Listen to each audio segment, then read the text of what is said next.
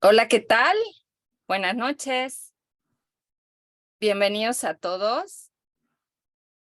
Qué gusto nos da tenerlos una noche más en Online Virtual Education, que su canal de OVE, de Auvernia, donde, como saben, frecuentemente cada semana tenemos el gusto de estar compartiendo temas para promover educación médica continua.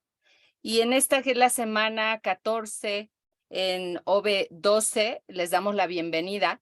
Tenemos ahora para hacer un tema sorpresa, un tema que nos tiene con mucha expectativa, a la doctora Linda García, dermatóloga de la Ciudad de México, una de las grandes amigas de Auvernia. Doctora, bienvenida. Estamos deseando que nos dé esta plática de inmunofitness para la Silver Economy.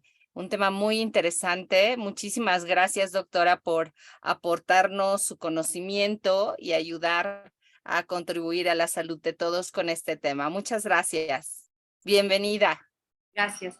Muchas gracias más bien a ustedes también, a Auvernia, por darme la oportunidad de poder participar en estos pláticas de educación médica continua, que de cual yo soy una entusiasta. Me gusta mucho toda esta educación médica continua. Me costó un poco de trabajo encontrar un tema que fuera pues como de interés de todos, y escogí este que parece ser que ha creado un poco como de ruido o de prurito por ahí, porque como que no saben exactamente de qué se trata, pero conforme yo vaya presentando la plática, se van a dar cuenta que en realidad muchos conceptos ya son muy conocidos de los médicos. Lo único que pues es que a veces no está de más recordarlos un poquito, sobre todo para poder hacer hincapié en nuestros pacientes, porque básicamente pues sabemos que estas pláticas las hacemos para poder aplicarlo en la práctica clínica diaria, ¿no? Entonces, sin más preámbulo, ¿puedo compartir mi pantalla, Charlie? Claro que sí, doctora, adelante.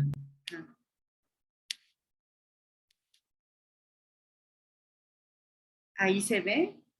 La vemos perfectamente, doctora. Gracias. Muy bien. Bueno, pues buenas noches a todos. Gracias por conectarse en esta semana que siento que es... Solo, perdone, doctora, solo si nos ayuda a proyectarla, porque así vemos su computadora y ya si la proyecta. Así. Así está perfecto. Muchas Muy bien. gracias. Gracias. Bienvenida, gracias. Sí. Les decía que muchas gracias por conectarse. Sé que es una semana complicada. Es probablemente su último día de trabajo. Pero bueno, finalmente creo que tengo entendido que queda grabada en YouTube, ¿no? Entonces, para empezar, les quiero comentar lo siguiente. Hoy en día la ONU reporta, ¿verdad?, que tenemos en el mundo, la población es aproximadamente de 800 millones de personas. Y ahorita todavía predomina un poco en la población mundial la gente joven en un promedio como de 30 años, que es más o menos la edad en que la mayor parte de los jóvenes se encuentran ahora, los jóvenes dermatólogos. Sin embargo, hay una tendencia hacia que la pirámide demográfica se empieza a invertir, y es decir, que cada vez la población va a ser más envejecida. Y esto va a ser más evidente en los países desarrollados. A nivel mundial, la población mayor de 65 años se supone, hoy es el 9% de toda la población, pero el porcentaje será del 16% para 2050, según los últimos datos de la ONU. Estos son algunos datos. Por ejemplo, en Europa se calcula que para 2060, 1 de cada 3 habitantes tendrán más de 65 años. Y esto es, ¿por qué? Porque está aumentando la esperanza de vida, y nuevamente les comento, esta tendencia demográfica a la inversión en la pirámide se está presentando. Y en México, pues no andamos tan mal. El Consejo Nacional de Población reporta que para 2050 la esperanza de vida será casi de 82 años.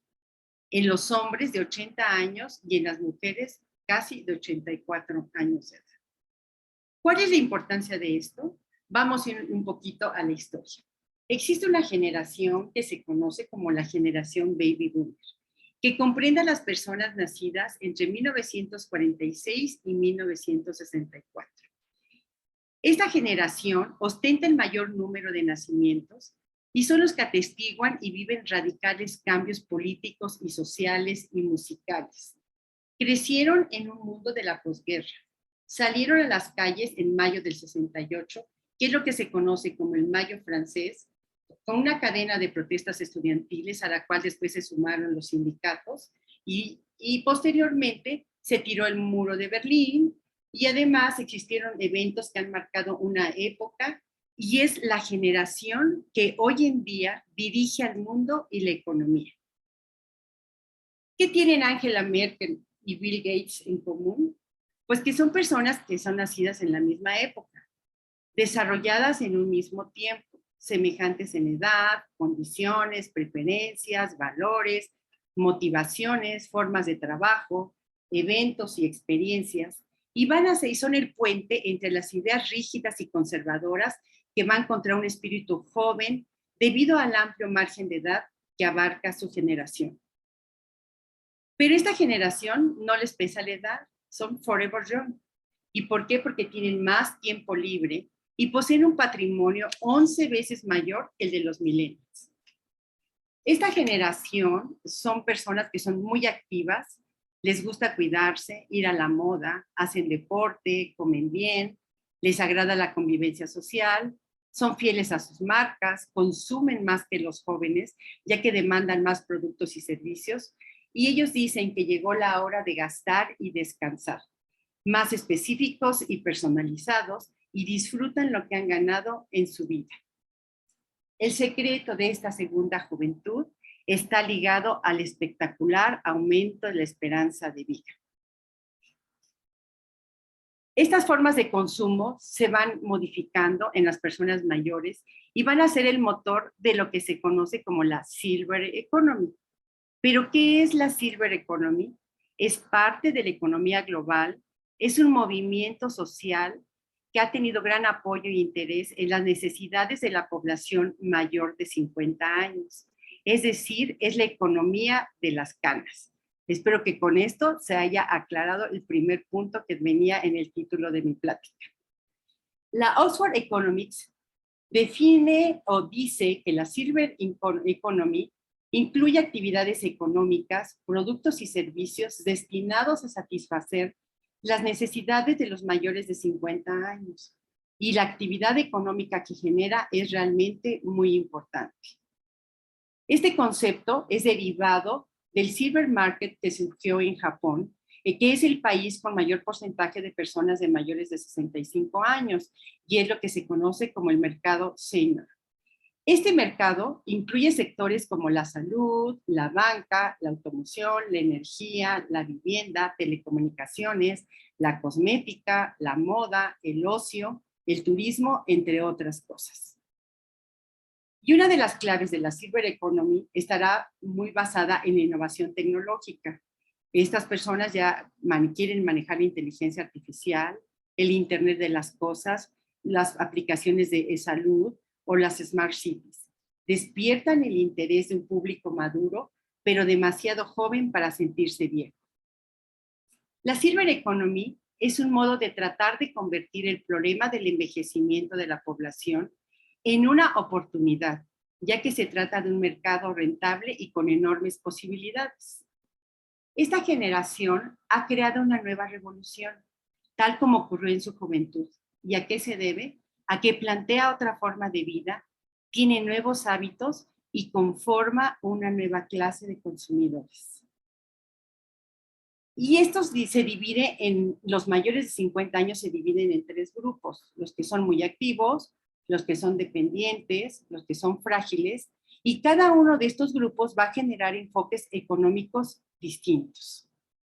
Los frágiles y los dependientes van a ser principalmente demandantes de servicios asistenciales y los activos van a generar el mayor interés, ya que son susceptibles de servicios y productos relacionados con el ocio y el tiempo libre. En este artículo, donde se habla de un fenómeno de envejecimiento humano definido, mencionan que el envejecimiento representa el mayor factor de riesgo de enfermedades crónicas y es un desafío socioeconómico muy importante y que es creciente para la mayoría de las sociedades en todo el mundo.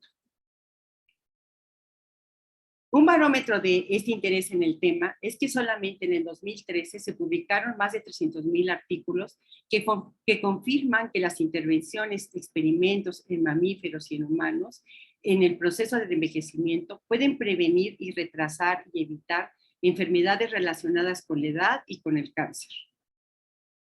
El fenotipo humano del envejecimiento no está bien caracterizado debido a la naturaleza altamente compleja y heterogénea del envejecimiento humano. Es probablemente causado por la falla estocástica de los diferentes procesos biológicos que conducen a una mayor susceptibilidad a la enfermedad y la muerte.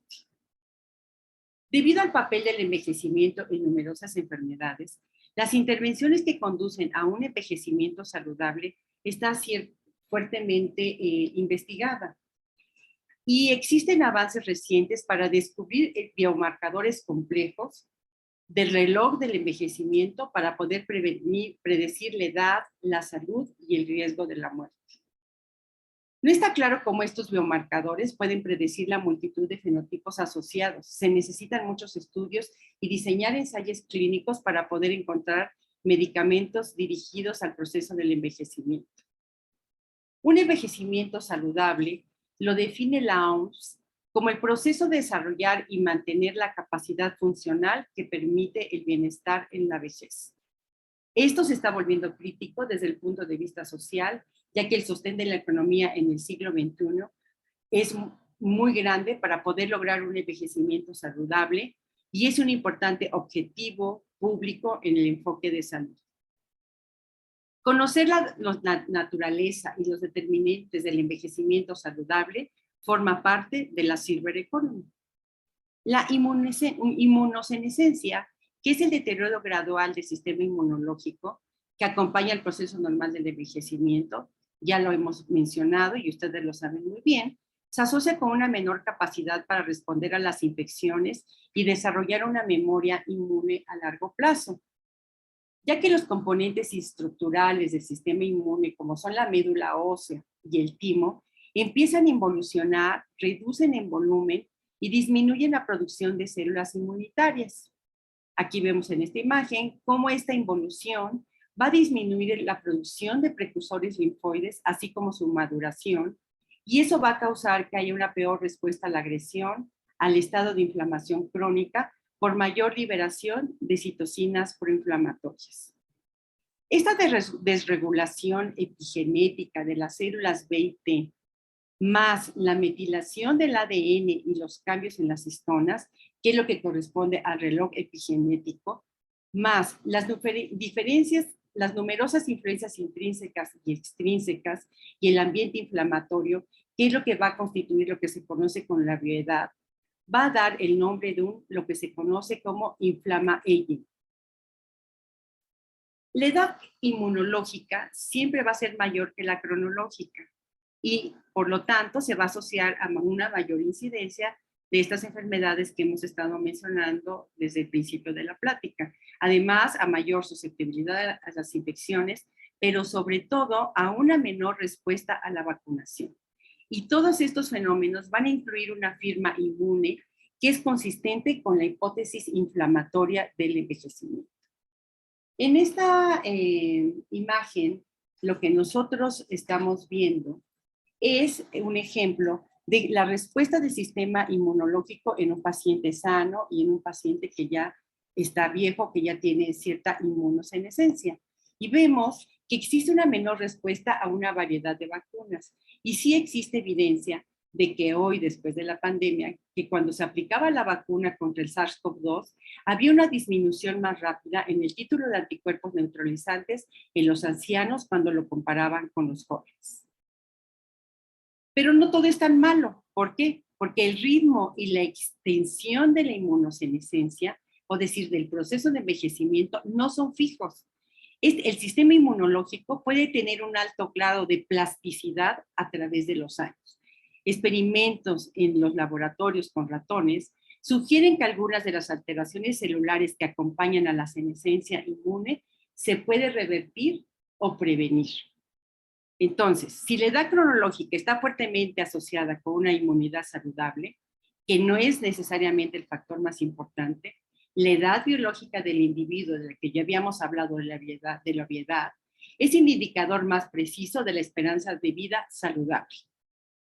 Ya habíamos comentado que no existen realmente biomarcadores para cuantificar la obviedad, pero sí puede ser predictiva de acuerdo a la respuesta que vamos a tener los seres humanos a la vacunación, a la supervivencia y sobre todo al funcionamiento cognitivo.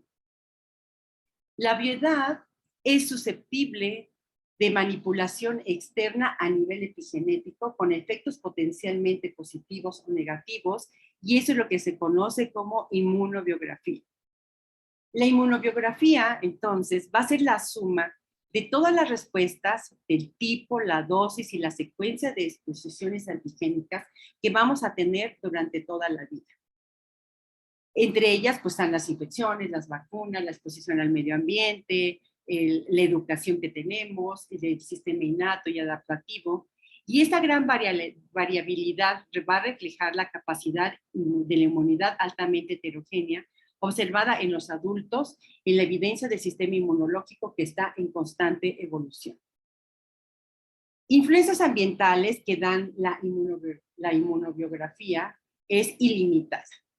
Todas estas contactos que tenemos o las infecciones que adquirimos a través del tiempo, las alteraciones a nivel del microbioma, que el microbioma es el conjunto formado de los genes y los metabolitos de los microorganismos en un nicho dado, ecológico dado, que eso es lo que se conoce como disbiosis. Es diferente a la microbiota, porque la microbiota son los microorganismos vivos residentes en un nicho ecológico determinado, como es el intestino, el colon en el humano.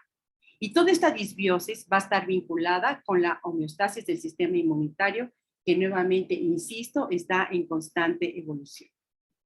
La disbiosis ya se ha demostrado que está asociado con respuestas hiperinmunes en el intestino. Y si a eso le sumamos que está aumentada la permeabilidad intestinal, va a dar lugar a perturbaciones en la respuesta inmune sistémica. Es decir, que la pérdida de la integridad inmune a nivel de la mucosa intestinal va a favorecer el desarrollo de enfermedades inflamatorias tales como dermatitis atópica, psoriasis, obesidad, enfermedad inflamatoria intestinal, esclerosis múltiples, diabetes, asma, síndrome metabólico y cáncer de colon colorectal. Entonces eso nos lleva a pensar o a preguntarnos, ¿actuar sobre la dieta será la forma más accesible de intervenir en el envejecimiento humano? Se ha visto que la dieta mediterránea, que tiene una fuerte restricción calórica, tiene un efecto muy positivo en la inflamación y el estrés oxidativo, y que va a establecer condiciones de una vida sana y además va a favorecer una microbiota adecuada. La dieta mediterránea ha demostrado en diferentes estudios que se asocia con un menor riesgo cardiovascular, de ictus, cardiopatía isquémica y dislipidemia, y sobre todo a un menor del riesgo del deterioro cognitivo, que a mí son de las cosas que se me hacen como más importantes y que me daría un terror poderlas padecer. Una dieta rica en semillas, rica en fibra, baja en carnes rojas que tengan mucha grasa y rica en frutas y verduras, va a causar que padezcamos menos dislipidemia, menor patología digestiva colónica, estreñimiento, cáncer de colon y patologías a nivel de la próstata y de la mama. Una dieta con un aporte adecuado de proteínas se relaciona con una mejor masa muscular en todas las edades. Y una dieta rica en productos como el calcio, como frutos secos y lácteos, se relaciona con una mejor masa ósea, menos osteoporosis y por lo tanto sus consecuencias como sería la fractura de la cabeza del fémur, que en México la prevalencia en personas mayores de 69 años es aproximadamente del 0.5%. Se sabe también que la principal causa de deficiencia de zinc es la desnutrición. Y hay estudios que demuestran que las personas mayores tienen una disminución en la ingesta y en la absorción del mismo, lo cual va a contribuir a la inmunosenescencia. De tal manera que entonces establecer otras estrategias que se basen en la suplementación con micronutrientes como el zinc, la vitamina D, E y C, han demostrado su capacidad inmunomoduladora, que está implicado en la regulación de la respuesta inmune innata y adaptativa, que es un componente esencial de las vías de transducción, señales de eliminación de patógenos y que impulsa a los neutrófilos a formar esas trampas extracelulares que conocemos como netosis y favorece la inducción de la inmunidad mediada por células T y B. Además de modular la respuesta inflamatoria, controla el estrés oxidativo, la regulación de citocinas proinflamatorias y juega un papel muy importante en la función de la homeostasis inmunológica. Respecto al metabolismo del caseoso, es bien conocido que todos los alimentos que tengan este elemento, que es muy importante porque es el precursor de péptidos antimicrobianos, catecolicidinas y defensinas que nosotros vemos en algunas enfermedades dermatológicas, y aumenta la capacidad fagocítica de neutrófilos y macrófagos, va a regular y controlar la inflamación a través de la activación de las células T reguladores. Y como sabemos, pues en México ya de por sí los mexicanos, a pesar de que estamos el país del sol, todos, la verdad es que tenemos una gran porcentaje de la población, tenemos deficiencia de vitamina D desde las madres hasta los neonatos mexicanos. Entonces es importante hacer una determinación de vitamina D3 para ver si vamos a necesitar alguna suplementación. Y ahora podemos entender por qué en el COVID y en algunas enfermedades inflamatorias ahora se recetan muchos complementos con vitamina D3. Sin embargo, a pesar del conocimiento de todas estas cuestiones acerca de la alimentación, no existe ningún estudio que vincule ningún tipo de dieta con mayor longevidad. Parece lógico que una dieta adecuada sí está asociada con un mejor envejecimiento libre de enfermedades. Pero aprovechar la adaptabilidad del sistema inmune durante toda la vida para maximizar los resultados y obtener salud, eso es lo que se conoce como inmunofitness. Entonces ya con esto ya estamos acercándonos a la segunda definición del título de la plática. El inmunofitness no es el estado en el que el sistema del individuo resiliente va a tener la capacidad intrínseca de adaptarse a desafíos externos mediante el desarrollo y la regulación de la respuesta inmune. Aquí vemos cómo Kipchoge desafió y fue el que rompió la barrera de las 2 horas en un maratón. Esta resiliencia, que es la capacidad del sistema inmune a volver a la homeostasis después de un desafío externo y mantener la salud, es lo que sucede cuando hacemos ejercicio. O sea, cuando hacemos ejercicio se contribuye a un estado general de aptitud física. Es decir, es un inmunofitness, es un estado general que no va a garantizar la salud, pero sí reduce el riesgo de una mala salud. El inmunofitness implica establecer hábitos de vida para mejorar la capacidad inmunológica y tener un impacto positivo en la calidad de la respuesta inmune y retrasar así el proceso de inmunosenescencia. Ya habíamos comentado que el sistema inmunológico tiene una gran plasticidad y que podemos incluso retrasarlo o poderlo modificar. En la literatura ha demostrado que el ejercicio atenúa el envejecimiento y además algunas enfermedades dermatológicas inflamatorias como sería la psoriasis, la hidradenitis supurativa, algunas úlceras venosas, incluso la alopecia androgenética. Cuando hay disminución de la actividad física, va a aumentar varias moléculas inflamatorias como el factor de necrosis tumoral alfa, la interleucina 6, el interferón gamma, la proteína C reactiva, y van a disminuir los niveles antiinflamatorios de la adiponectina, que esta es una hormona muy sensibilizadora a la insulina antiinflamatoria, que es secretada por el tejido adiposo y por el músculo. Y esto es muy importante porque puede ser un potencial objetivo terapéutico muy importante para hacer la función antiinflamatoria, un efecto antiaterogénico y protector vascular en pacientes con diabetes o aquellos pacientes que tienen aterosclerosis o que tienen enfermedad cerebrovascular. Se ha visto que el entrenamiento de fuerza aeróbico, donde hay una menor intensidad pero dura más tiempo, te va a dar mayor resistencia y va a aumentar los niveles basales de adiponectina. Es decir, se ha visto que hasta el 33% con una P significativa ayuda a disminuir en la grasa corporal en los sujetos que tienen antecedentes heredofamiliares de diabetes tipo 2. El ejercicio regular de 4 horas a la semana de ejercicio aeróbico de alta intensidad, más el control de la exposición al sol, va a aumentar la expresión de este PGC-1, que es un coactivador 1 alfa, del receptor activado gamma de proliferador de peroxisomas, que es el principal regulador metabólico de la biogénesis mitocondrial y va a disminuir los niveles de citocinas proinflamatorias y el estrés oxidativo.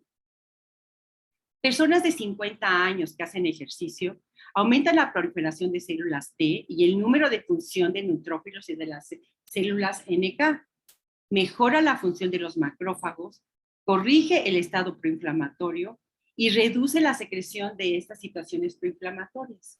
Y se ha visto que si uno hace ejercicio hasta como unas 10 semanas antes de la vacunación, va a mejorar la respuesta inmune.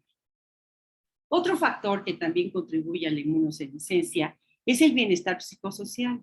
Numerosos estudios han destacado que el estrés y otros trastornos psicológicos van a tener efectos sobre el sistema inmune. Hay evidencia que la forma de afrontar el estrés, el estado de ánimo, incluso la psicoterapia, van a tener un impacto directo en el resultado de la supervivencia de estos pacientes. Si disminuyen su actividad social o la interacción con otras personas, va a tener una influencia negativa sobre la capacidad del sistema inmunológico. Las personas mayores que viven solas o que se sienten solas a menudo muestran una peor respuesta inmune, incluso una menor respuesta a las infecciones o la aplicación de algunas vacunas. Otro factor clave que afecta a la inmunidad son las alteraciones del sueño, que también se asocia con cierta desregulación inmunológica. Hay una mayor susceptibilidad a inflamación crónica e infecciones y nuevamente una peor respuesta a la aplicación de vacunas. Entonces, se tendrían que establecer ciertas terapias dirigidas a prevenir o retrasar la senescencia. Hay muchos compuestos que están en experimentación y que están buscando que tengan una actividad biológica adecuada, una baja toxicidad y que además tengan una buena solubilidad, biodisponibilidad, y es lo que se conoce como xenoterapias. Y dentro de las xenoterapias se dividen en dos grupos, que son los xenolíticos y los gerontoprotectores. Los primeros fármacos utilizados para eliminar a las células senescentes fueron la quercetina, que es un flavonol de origen vegetal con capacidades antioxidantes, y el quimioterapéutico desatinib, que es un fármaco inhibidor de varias sinasas de la tirosina y que administrados juntos van a hacer sinergia en cuanto a la xenolisis en estudios de experimentación. Hay otros, ¿verdad?, con tratamientos basados en anticuerpos antisenescentes o terapia celular que también están en experimentación. Este es un campo muy prometedor para evitar el deterioro asociado al envejecimiento y tratar enfermedades crónicas, pero hay que tener cuidado con su manejo, ya que la eliminación de células senescentes puede ser contraproducente. El organismo es muy sabio y sabe muchas veces por qué actúa de esa manera, y no sabemos todavía realmente qué funciones tan importantes vayan a tener estas células en la fisiología del organismo, porque en realidad todavía no está del todo comprendida. Dentro de los otros medicamentos, que son los gerontoprotectores, que son los que intentan contrarrestar las condiciones inflamatorias de bajo grado que se desarrollan durante el envejecimiento, se encuentran la metformina a dosis súper bajitas, la rapamicina o el ruxolitinib, que sus efectos antienvejecimiento postulan que se ejercen a través de 3 grupos de acción, que serían como el metabólico, el oxidativo y el antiinflamatorio. Philippe y colaboradores han propuesto una pirámide de estilo de vida saludable que incluye la inmunización a lo largo de la vida, que es un componente clave para construir el estado inmunológico, y los efectos positivos de la dieta y el ejercicio, que son sustanciales para la adaptación del sistema inmune innato. Entonces, vamos a ver si vamos a empezar a desglosar algunos de ellos. Ya desglosamos el ejercicio y la dieta, y ahora vamos a hablar de las vacunas, cómo impactan realmente en el sistema inmunológico. Las vacunas van a tener 2 formas, una forma directa y otra indirecta. La directa va a ser mediante la inducción de respuestas inmunes antígeno específicas que van a ser capaces de proteger de una enfermedad específica. Y de una manera indirecta, van a tener efectos sobre otras enfermedades y se pueden cuantificar estos efectos, aunque esto no es lo común en la práctica. Los efectos secundarios positivos de la vacunación han sido reconocidos desde el siglo XIX, ¿no? Donde veían que la vacunación contra la viruela provocó mejoras en erupción de otras infecciones crónicas. Las personas que fueron menos susceptibles a enfermedades como el sarampión, la escarlatina, la tosferina y la sífilis. Y esto es lo que se conoce como parainmunidad. Entonces se ha propuesto que las vacunas producen parainmunidad y que podrían utilizarse para optimizar la respuesta inmunitaria, como mediante la activación, regulación o supresión, y que podría usarse con fines profilácticos o terapéuticos. La inmunidad entrenada o la inmunofitness, cuando la comparamos con la innata que dura horas o la adaptativa que dura años, en realidad la inmunidad entrenada es efímera, solamente va a durar meses. Y no se va a basar en la expansión clonal ni en la reprogramación del metabolismo funcional de las células innatas, sino que se prepara para ser más reactiva a estímulos inmunogénicos. Va a provocar cierta tolerancia o parálisis inmune para reducir el daño tisular o de inflamación y mejorar las respuestas a las amenazas como las infecciones o el cáncer, y podría ser explotada como una herramienta terapéutica. Las vacunas pueden hacer contribuciones multifacéticas del envejecimiento saludable, y la OMS ha declarado que esta es la década del envejecimiento saludable. O sea que ahora se van a destinar recursos, investigación, vamos a estudiar mucho para poder llegar a un envejecimiento saludable, por lo que comentábamos al principio de la plática, ¿no? Por esta inversión que está habiendo en la tasa demográfica, ¿no? Y este envejecimiento saludable pues va a ir de acuerdo a la edad o los estudios, a la edad, al género, a la inmunobiografía de cada uno de nosotros y las características de las vacunas, ya sea que sean por secuencia vacunal o que tengan en su elaboración la presencia de un adyuvante. Los adyuvantes son estimulantes que se utilizan en las vacunas para mejorar la respuesta inmune. Y el desarrollo de nuevos adyuvantes o sistemas adyuvantes va a abrir la puerta a un papel mucho más amplio para la dirección y la mejora de anticuerpos de las células de la respuesta inmune. Hasta ahorita, las vacunas que conocemos que tienen adyuvante y que están en el mercado son las del herpes zóster, la de la hepatitis B y la del VPH. Este es un cuadrito para que vean cómo la vacunación, como una actividad continua de por vida, es similar al ejercicio. Y estas son las vacunas que están establecidas en el calendario vacunal del adulto. A mí me gustaría saber, yo sé que hay muchos jóvenes, pero ¿cuántos de nosotros realmente tenemos nuestro esquema de vacunación del adulto completo? Y esto es muy interesante por lo siguiente que vamos a ir viendo poco a poco, ¿no?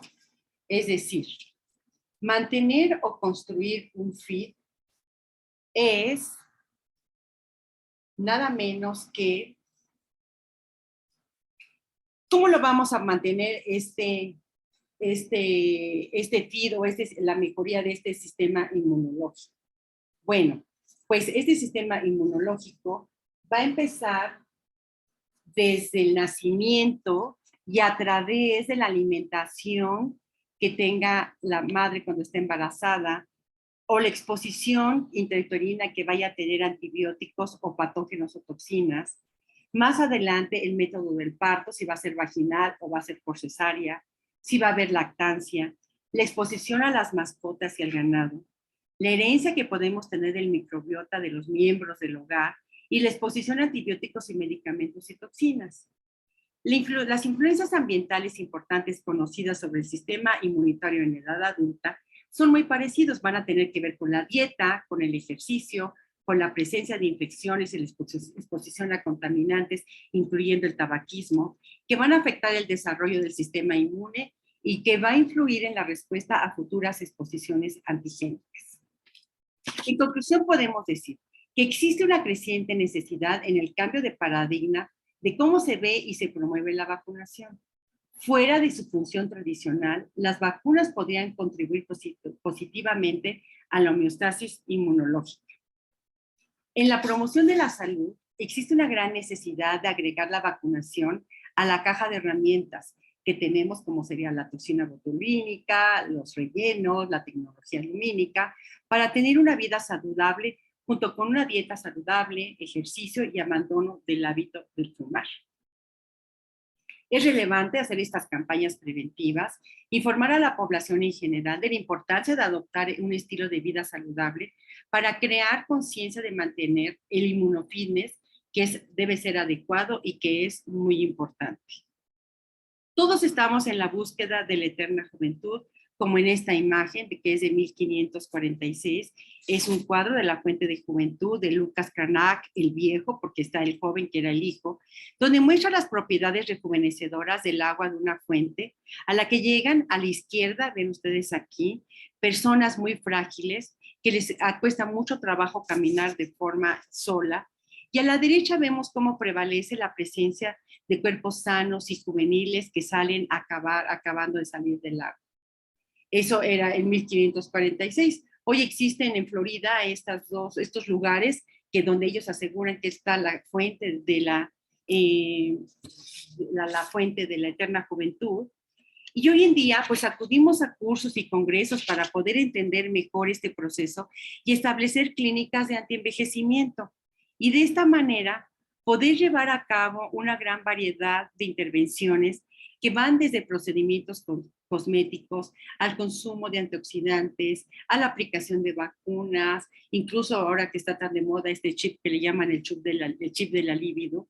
Sin embargo, podemos vernos muy jóvenes, como en esta imagen del lado izquierdo, donde se ve un corazón joven, nos podemos ver muy jóvenes, pero en realidad, ¿cómo estamos por dentro, no? O, por ejemplo, podemos vernos y sentirnos así, pero cómo caminamos, y como decía mi maestro Saúl, ¿no? En el andadito se nota la edad, ¿no? Entonces podemos vernos muy guapos, muy bonitos, pero hay que ofrecerle a nuestros pacientes también que ese rejuvenecimiento también sea interno, y vemos que sí es posible lograrlo, porque hay mucha plasticidad y se puede mejorar este sistema. Yo he decidido, o sea, como ya de hace algunos años que yo he leído esto, yo he decidido aprovechar realmente esta adaptabilidad que tiene el sistema inmune mediante mi inmunofitness. ¿Y cómo lo hice? Me puse a seguir todo lo que dice ahí, y gracias a Dios he podido entrar al grupo de los casi 10,000 corredores que existen en el mundo, que solamente hemos podido completar los 6 Major Marathons. Esto me ha proporcionado mucha salud y fuerza para poder seguir trabajando, y de esa manera poder pertenecer a la Silver Economy, y entre muchas otras cosas me permite disfrutar de mi ciudad preferida, que es París, ¿no? Entonces, con esto quiero terminar y les doy las gracias, y esta es la manera de poderles explicar el título de la plática del día de hoy. Si tienen alguna pregunta o comentario, estoy para servirles. Muchísimas gracias, doctora Linda, por su extraordinaria plática. Han surgido varias preguntas en mí y en otros asistentes esta noche. Recientemente, llegando de un congreso en Colombia, donde presentó el doctor John Gaviria un bloque sobre justamente el ciclo de Krebs, y el ATP, la energía celular. Había un oncólogo que hacía desde Orlando, un colombiano, un paralelo entre el estudio de la célula maligna, su tratamiento y el tratamiento de la célula senesciente, asimilando de tal forma a la edad, al cronoenvejecimiento, a una enfermedad, y simulando qué tipo de tratamientos preventivos y correctivos podrían tener. De lo que nos presentaste el día de hoy, ¿qué para ti hace más sentido para médicos, dermatólogos, cirujanos plásticos o médicos dedicados a la antiedad que puedan de forma profiláctica empezar a dar a sus pacientes, o sea, productos o consejos? Porque mencionaste aquí todo un tema de nutrición, de salud en cuanto al deporte, y obviamente de correcciones. ¿Qué sería para ti lo más relevante en una población sana, anticipando la senescencia de sus células? Bueno, yo lo que he visto, o sea, yo soy dermatóloga clínica, pero yo he visto que ahora realmente las nuevas generaciones están haciendo como clínicas antienvejecimiento, y creo que lo que deben de incluir dentro de todo su programa es, porque, o sea, ¿quiénes van? Yo sé que de ahora desde muy jóvenes van a hacerse procedimientos cosméticos, pero si ya vieron, tienen como un issue de una población que es la que pertenece a la Silver Economy y es la que puede ser como que también deben enfocarse mucho, ¿no? Se deben enfocar porque es un mercado pues que les va a ser muy productivo para ellos. Entonces, incluir dentro de, aparte de todas estas intervenciones que hacen, probablemente sí platicar con ellos y decirles, lo voy a hacer que se va a ver súper joven, se va a ver muy bien, sin arrugas, pero también vamos a tratar de rejuvenecerla por dentro. ¿Y cómo la vamos a rejuvenecer por dentro? Pues puedes empezar a tener tu nutriólogo ahí, incluso puedes tener un psiquiatra, ¿verdad? Porque mucha gente sabemos que se van a hacer procedimientos cosméticos a lo mejor porque están deprimidos o se sienten solos y quieren compensar algunas cosas. Y la otra, puedes tener, recomendarles la vacunación. O sea, tú puedes incluir en tu programa de antienvejecimiento, recomendarles que tengan su esquema de vacunación. Y así como tienen la toxina botulínica y otros productos, pueden tener ustedes las vacunas. Nada más que esas sí requieren un refrigerador totalmente aparte. O sea, no puede ser el mismo refrigerador donde tienen la toxina porque no se puede estar abriendo y cerrando. Entonces, decirles que parte de su inmunofitness no solamente es lo que, pues la cantaleta de todos, ¿no? O sea, comer bien, hacer ejercicio, dormir bien, que a veces cuesta como mucho trabajo porque pues tú eres el primero que te preguntaría cuántas horas has dormido en la última semana, ¿no? O sea, duermes muy poquito. Entonces, pero sí incluir el esquema de vacunación. La verdad es que, por ejemplo, la vacuna del herpes zóster, o sea, disminuye de una forma significativa la neuralgia posherpética. Y la neuralgia posherpética puede llevar a la muerte. O sea, poderla controlar es muy, muy, muy difícil en muchos pacientes. O sea, entonces, eso se podría incluir ahorita. Yo tengo una vacuna muy buena que tiene adyuvante, entonces, y la pueden ustedes poner en su consulta privada. O sea, sí completarlo, que sea un enfoque integral del paciente, ¿no? Que no sea por fuera, sino que también vean lo que tiene adentro. Eso sería como parte de mi mensaje, ¿no? Que yo dije que lo iba a decir, pero a ver si lo lograban captar, ¿no? Muy bien, muchísimas gracias. Te felicitan muchísima gente. Aquí lo puedes ver en el chat. Beatriz López, la doctora Adriana y otras de sus colegas dicen excelente, la queremos volver a ver la plática porque sí fue, aunque bien digerida y explicada, muy, muy vasto el contenido y es una nueva medicina que se abre. Le hago la pregunta a la maratonista. La doctora es doctora, pero la maratonista no deja de ser un cuerpo también. ¿Qué tal ese beneficio de oxidación, reducción al tener procesos inflamatorios por deportes de alto rendimiento, como es correr un maratón y prepararse para el mismo? ¿Cómo tú como paciente de ti misma y como doctora haces esos arbitrajes a la hora de administrar o recomendar deporte en tus pacientes? Bueno, mis amigos los nefrólogos dicen que lo que yo hago es antifisiológico, ¿no? Y sí, porque si te pones a analizar, o sea, hacer un maratón, pues sí requiere muchísimo de todo tu organismo, ¿no? Se transforma totalmente. Pero obviamente que no vas a correr un maratón, dices, ay, voy a correr ahorita el maratón de la Ciudad de México en el 2023, en este año, ¿no? O sea, todo amerita una preparación. O sea, para que tú empieces a correr un maratón tienes que tener un entrenamiento de 2 o 3 años antes. Esa es una. La otra, sí debes tener asesoramiento de un coach que esté calificado, no el del gimnasio, porque los de los gimnasios la verdad es que son medio hechizos y luego te están recomendando. Yo, por ejemplo, en mi vida me he tomado un licuado de proteína, en mi vida.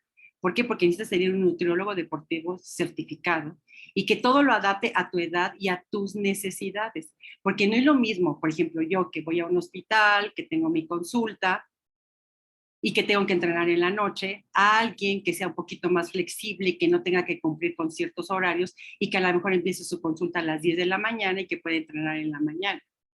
Y no es lo mismo entrenar en un gimnasio que entrenar al aire libre o entrenar en la montaña. Entonces, todo eso se tiene que ir adaptando de acuerdo, igual que todo en la vida, a la edad, al género de la paciente y las expectativas que tengan y qué es lo que quieres realmente lograr en la vida.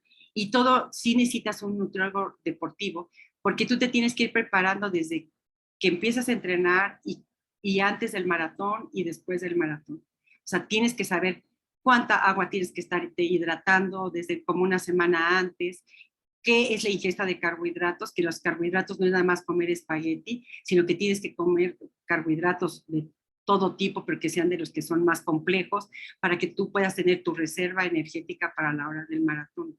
Y sobre todo la hidratación es súper importante porque todos esos calambres o cuando llegas al muro es porque te falta hidratación y azúcar. Entonces sí no es tan fácil, o sea, la verdad es que es complejo. Y yo te estoy hablando de la alimentación, la hidratación y del tiempo que tienes que entrenar, pero pues, ¿qué hablar de que tienes que aprender en qué kilómetro vas a requerir tu requerimiento de energía? Ahora yo quisiera tener una como la que tiene Eliud Kipchoge, que es el que ha roto la barrera de los 2 kilómetros, que usa un chip, un aparato que se usan para los diabéticos. Ojalá que bajaran el precio y estuviera un poquito más accesible, porque ese te va diciendo, o sea, tú lo usas en los entrenamientos y te dice realmente cuándo vas a necesitar tu carga de azúcar. Y eso es lo que le diría a los diabéticos, ¿no? Hey, se te está bajando el azúcar, necesitas ahorita comer, ¿no? Entonces, eso sería, pero que fuera más barato, porque ahorita es muy caro. Pero sí necesita. Y ahora, es muy importante porque no toda la gente dice, yo voy a hacer aquaerobics, ahora voy a hacer zumba. No es cierto, tienes que tener mucho cuidado, porque hay ciertos, o pilates, ¿no? Todo el mundo se mete, pero no es cierto, tienen que saber, tienen que ir incluso con un fisioterapeuta, pueden tener en sus clínicas, porque no es lo mismo que pueden tener a la edad.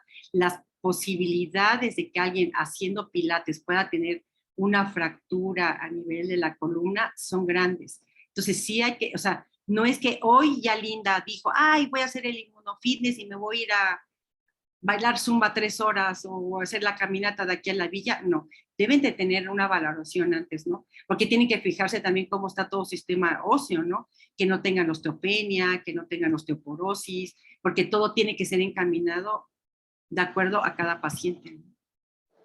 Muy bien, no es muy fácil, elocuente. los como el Borras, ajá. Muy interesante lo que nos estás comentando y creo que es un poco el tema, ¿no? Zapateros a tu zapato, y el doctor tiene que tener su health coach cuando corre maratones, al igual que un paciente su dermatólogo para sus temas de medicina interna relacionados con la piel. 2 preguntas más, saludando a la doctora Durán, la doctora Ruelas, la doctora Mercado, que te han aplaudido y felicitado en esa conferencia muy nutrida y muy concurrida. Quisiera preguntarte, en suplementación oral, tú que fuiste de las primeras a recurrir a la superóxido dismutasa de forma profiláctica para enfermedades de la piel, y probióticos, ahorita todo el tema general de disbiosis, de famosa microbiota, no solamente de la piel, pero también visceral. ¿Cómo tú sugieres que tus colegas incorporen y qué medidores deben de tener para poder decir qué dosis, por qué tiempo y en qué tipo de pacientes? Aquí nos mostraste en pacientes obviamente necesitados, más grandes, pero se puede y se va recorriendo cada día más joven a la suplementación oral, antioxidantes y probióticos. ¿Cuál es tu postura alrededor de eso? Bueno, puedes mejorarla primero con la alimentación. Yo, por ejemplo, siempre les digo a los residentes y se ríen, que les digo porque ellos fueron los que me ayudaron. Antes yo decía, cada vez que me tomaba una Coca Light de lata, porque es la que me gusta, decía, voy a favorecer mi disbiosis, ¿no? Gracias a ellos, porque se la rebaban de mi refrigerador, ya tiene más de un año que yo no tomo Coca-Cola. Entonces, porque hay ciertos alimentos que favorecen la disbiosis, entonces tienes que empezar primero con un plan de alimentación. Y con el plan de alimentación seguramente va a mejorar toda tu microbiota. Ahora, hay pacientes que sí necesitamos, dependiendo de los requerimientos y la actividad que tú hagas, que sí tengas un aporte externo de algún antioxidante. Y yo, pues tú sabes que yo soy súper fan de la superóxido dismutasa. Y yo, de hecho, a veces esas cantidades, la verdad, o sea, con todo respeto, yo todavía no encuentro la evidencia de que tenga que usar dosis tan altas de superóxido dismutasa. Yo creo que con que se tomen las 2 tabletas del anti-aging o de la SOD pura que hay ahora, yo creo que con eso sería más que suficiente que es la que yo tomo, o sea, realmente es la que yo he tomado y es lo único que yo tomo no ninguna otra cosa, ¿no? Los probióticos es un tema muy extenso porque además son muchísimos y ningún suplemento o ningún alimento, eso que venden en el súper y demás, cumple con los probióticos completos del que tú pudieras ir necesitando. Eso yo creo que tiene que ser más adelante, que va a ser como un tipo de medicina medio genómica, para poder determinar exactamente qué probióticos necesitamos cada uno de nosotros, de acuerdo a tus actividades o de acuerdo a las enfermedades que tengas. Ahora, la superóxido dismutasa, yo creo mucho en ella porque además tiene muchos efectos antiinflamatorios.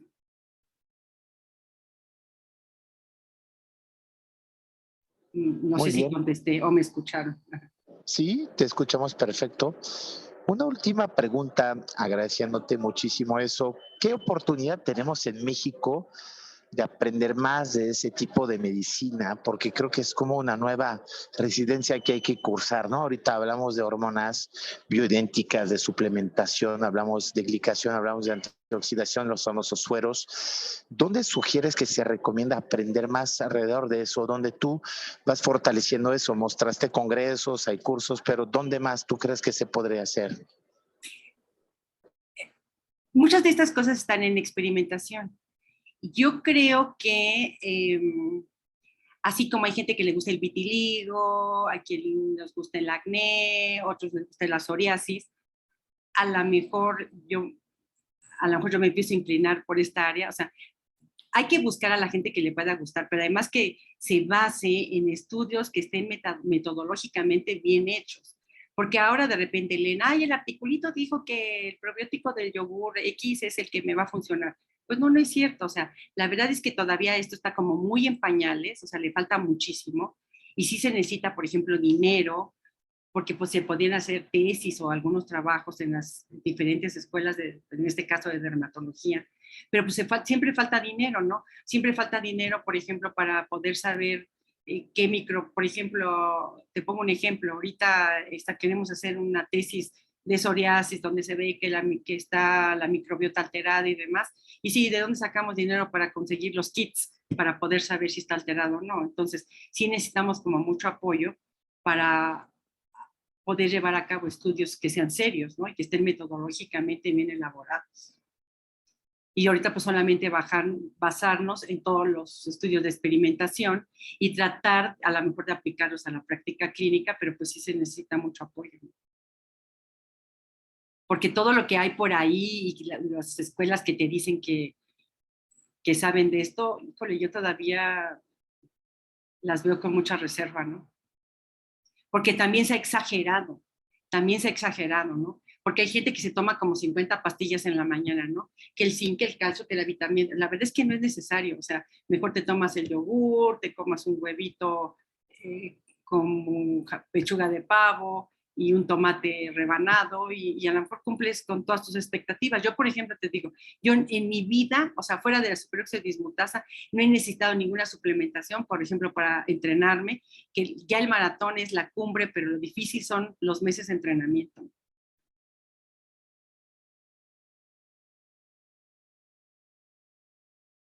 Pero aquí también la idea es que se lleven el mensaje que podemos modificar nuestra inmunidad, que podemos, al momento de modificarla, vamos a tener una mejor respuesta a todo lo demás y que si tienes un mejor inmunofitness, pues vas a poder disfrutar más tu silver economy, ¿no? Porque dices, trabajaste toda la vida para gastarle en doctores, ¿no? Pues no, mejor hay que ser del grupo activo de la silver economy y no de los débiles, ¿no?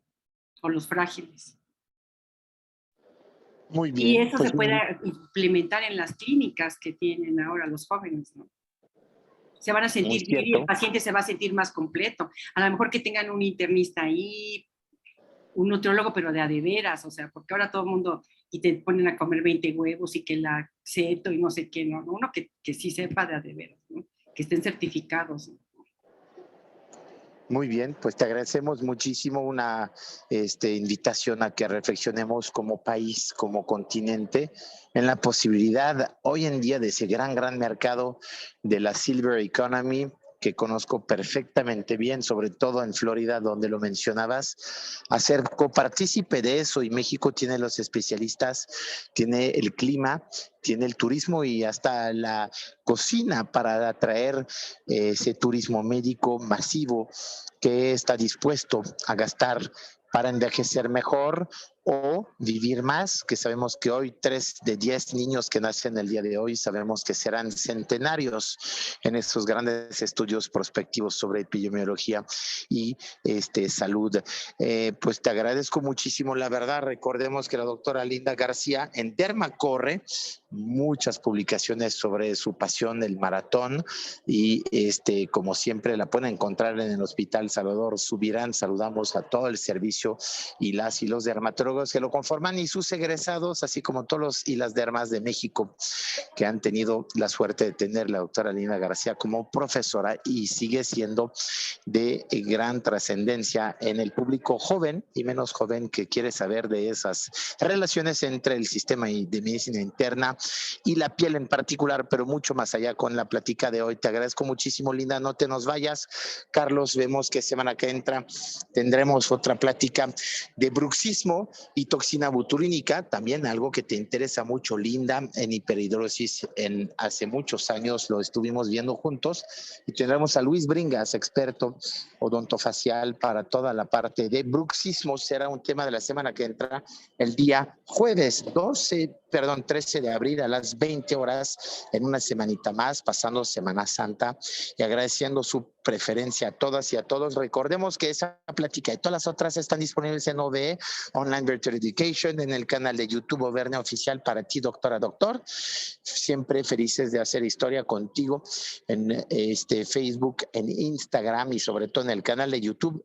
Esas repeticiones que te permiten pasar y repasar temas para mejorar tu práctica y tu desenlace con tus pacientes que confían en ti, doctora, doctor. Muchísimas gracias a nombre de nuestra red de editores autorizados, a nombre de todo el equipo de Auvernia, a nombre de Carlos, el equipo de marketing y todos los que conformamos esa gran plataforma. Una rayita más al tigre. Gracias, mil gracias, Linda, por haber hecho historia el día de hoy en esta plena semana con más audiencia que otras semanas sin vacaciones, cosa que quiere decir que tu tema y tu ponencia mostró y cuajó muchísimo interés. Así que gracias, enhorabuena, que descanses. Una frase de conclusión antes de irnos. Pues recordar eso, ¿no? Que nuestra inmunidad es muy plástica, tiene mucha plasticidad, que podemos mejorarla y que pues no lo vamos a poder evitar, vamos a vivir más tiempo, pero hay que tratar de vivirlo con calidad y vernos muy bien por fuera, pero también muy bien por dentro. Muy bien, pues te agradezco muchísimo una vez más. Gracias a Carlos y a todos. Nos vemos muy pronto, doctoras, doctores, semana que entra, el 13 de abril 2023, año 3 de Online Virtual Education. Y una vez más, haciendo historia a tu lado, doctora, doctor. Acuérdense que si quieres ser ponente también, tú puedes levantar la mano y contactarnos vía WhatsApp o directamente en nuestras páginas. Ese espacio es de alumnos y de profesores, dependiendo de los días. Puedes pasar de un lado o como el día de hoy, la doctora Linda García, del otro de la moneda. Muchísimas gracias. A descansar y a dormir, como dice la doctora Linda, que es gran parte de la fisiología del envejecimiento, esa reconstrucción que opera durante el sueño MOR. Así que buscaremos nuestras 7 u 8 horas de sueño, idealmente, para poder ser de los Silver Economy, happy and healthy. Un abrazo, muy buenas noches. Gracias, que descanse. bien, gracias. Gracias a ti por tu gran apoyo, como siempre. Bye bye, buenas noches, bye bye. Hasta luego, bye.